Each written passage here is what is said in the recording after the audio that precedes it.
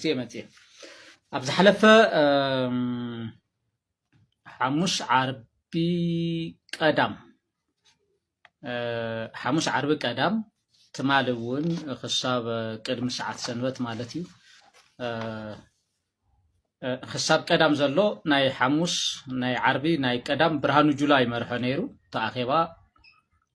ناي أبي أحمد لعلو توتادر وعزز تأخيباي ناي تشعتين جنبارات بلاش حدش تخلت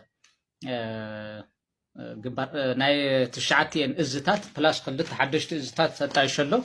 سلازي زيوم أكيوم يغني سلستي معلتي حاموس عربن قدام برهانو جولا تمال قدمي قطر سنبت أبي أحمد أكيوم نيرو تاركانون ترقيبي يفتا أخيبا أبي أحمد كوم كله ناي تأخيبا برهانو جولا أكيوم زقني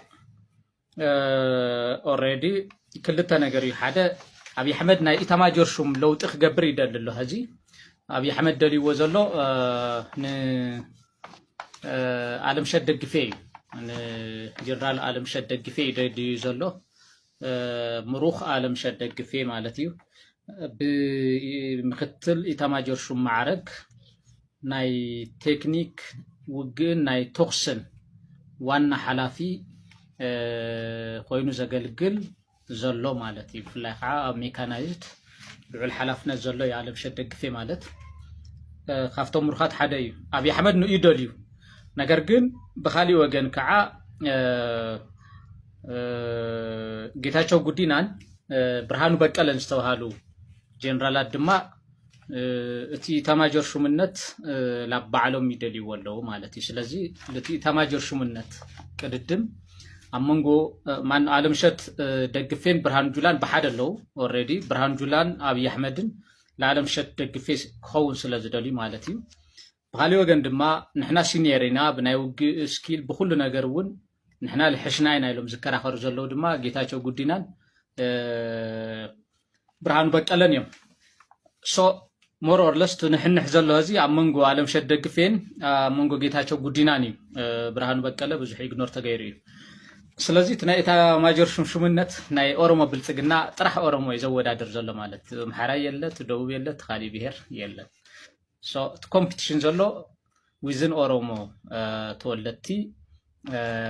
ላዕሎት ወታደራዊ አዘዝቲ ኮይነሎ ኣብ መንጎ ዓለምሸት ደግፌን ጌታቸው ጉዲናን ትማሊ አብይ አህመድ ንዓለምሸት ደግፌ ንከውን ፍቃደኛ ነይሩ ከቢድ ንሕንሕ ስለልተፈጠረ ግን ውሳነ ካይሃበ ይወፅእ ዘሎ ስለዚ ክሳብ ሕዚ ነፀረና ዓለምሸት ደግፌ ይኸውን ኢታማጆር ሹም ወይስ ጌታቸው ጉዲና ሓቢርና ንሪና ኣብ ዝቕፅሉ ሶምናት ውሽጢ ማለት እዩ ምናልባት ናይ ክልቲኦም ውሳነ ድቲ ናይ አብይ አህመድ ወታደራዊ አዘዝቲ ዝኸፋፍል ስለዝኾነን ላብ ሓደጋ ዘቃልዕ ስለዝኾነን አብይ አህመድ ስዑል ብርሃኑ ጁላ ከም ዘሎ ይቐፅል ክብል ይኽእል እዩ ሶ ሓንቲ እዚኣ ተኣኺባ እታ ካልአይቲ ኣብ ትግራይ ካብ ሕዳር 14 ጀሚሩ ዝናይ ሕዳር ሒዝናዮ ዘለና ድሕሪ 2 ሰሙን ጀሚሩ ፍሉይ ዘመቻ ዝበሃል ንምጅማር ምድላዋቶም ወዲኦም ኣለው ኣብ ላዕሎት ወታደራዊ አዘዝቲ ናይ አብይ አህመድ ምይይጥ ወዲኦም ኣለው ስምምዕነት ወዲኦም ኣለው ማለት እዩ ዘመቻ እዚ ብፍሉይ ኣማኻሪነት ዝመርሖ ጻድቃን እዩ ኣብ ትሕቲ ጻድቃን ድማ ናይ ትግራይ ናይ ሳንድ ሞዴል ናይ መእተው ናይ መውፅኢ بفولي أمرار حاخوينو بأبي أحمد تمزلو منجاجيو يوهانس منجاج مالتيو زي أتوميوم طب تجري زي كبر زمتشا تحزلو بفولي منجد مالتيو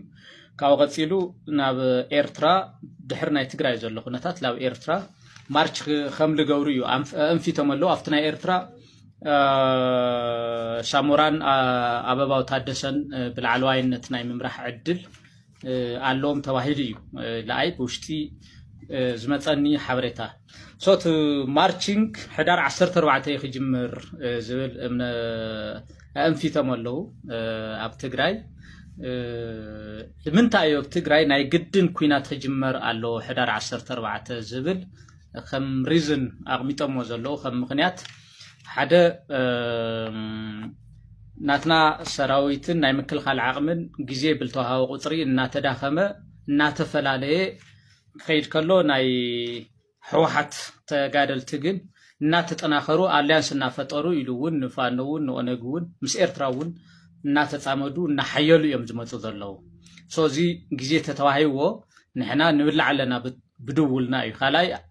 ኣብ ኣዲስ ኣበባ ዘሎ ኩነታት ዓመፅ ቀዲሙ ክለዓል ይኽእል እዩ ስለዚ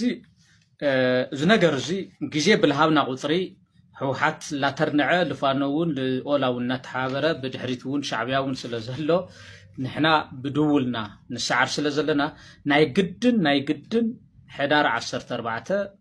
ሕዚ ዝመፅእ ዘሎ ኣብ ልዕሊ ትግራይ ፍሉይ ዘመቻ ዝብል ተልእኮ ዘሎ ጻድቃን ብላዕለዋይነት ኣመኻርነት ዝመርሖ ዮሃንስ መንጋግ እውን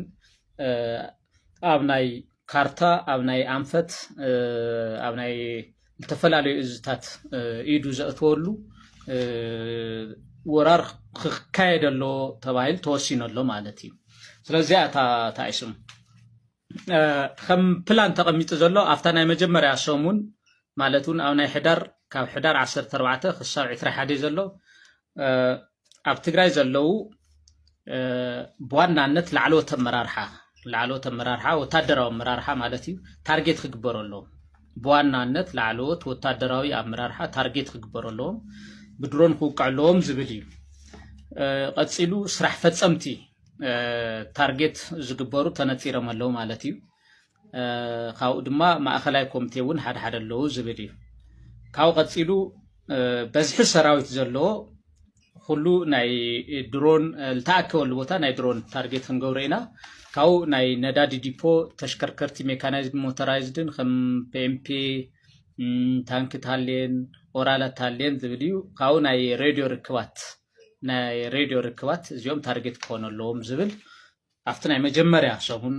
ማለት እዩ ካብ 14 ሕዳር ክሳብ 21 ሕዳር ማለት እዩ ድሕሪኡ ሂማን ዌቭ ምእታይ እዩ ዝብል ፕላኖም ብማስ መልክዕ ብምድሪ ምእታይ ኣብዚ እዩ መንሽሙ ክፃወት ጻድቃንን መንሽሙን ዮሃንስ መንጋግን ዋና ፕላኖም ኮይኑ ዘሎ እዚ እዩ ሶ ኢትስ መስት ኢሎም ወሲኖም ኣለዎ ማለት እዩ ናይ መጀመርያ ኣነ ለዋኹም ልመፅኣ ኩላ ቀንዲ ነጥብ እዚኣ እያ